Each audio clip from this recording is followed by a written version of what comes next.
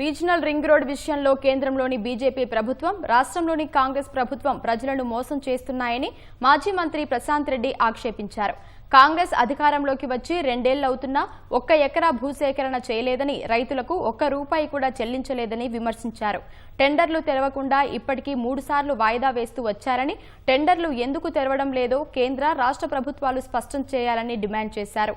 దక్షిణ భాగం పాత అలైన్మెంట్ కేంద్రం వద్ద ఉన్నప్పటికీ స్వప్రయోజనాల కోసం కొత్తగా అలైన్మెంట్ చేస్తున్నారని ఆరోపించిన ప్రశాంత్ రెడ్డి, సొంత ప్రయోజనాల కోసం రాష్ట్రానికి అన్యాయం చేయవద్దని కోరారు. కేంద్రంలో ఉన్నటువంటి బీజేపీ ప్రభుత్వం, రాష్ట్రంలో ఉన్నటువంటి కాంగ్రెస్ ప్రభుత్వం ఇద్దరు కూడా ఈ RRR ప్రాజెక్టుని 8 సంవత్సరాలుగా సాగదీస్తూ తెలంగాణ ప్రజల్ని మోసం చేస్తున్నారు. 2017లో సూత్రప్రాయ అంగీకారం తెలిపి 5 సంవత్సరాలకు అలైన్మెంట్ అప్రూవల్ ఇచ్చినారు. ఒక 80% ల్యాండ్కి డ్రాఫ్ట్ నోటిఫికేషన్ అది కూడా ఇచ్చేసినాం. తర్వాత వాళ్ళు డబ్బులు అడిగిరు కదా అని చెప్పి 100 కోట్ల వాళ్ళకి డిపాజిట్ కూడా చేసినాం. ఎలక్షన్లు వచ్చినాయి, ఇప్పుడు ఈ గవర్నమెంట్ వచ్చింది. వీళ్ళు చేసింది ఏందండి? 1 రూపాయి కూడా ఖర్చు పెట్టలే ల్యాండ్ అక్విజిషన్కి.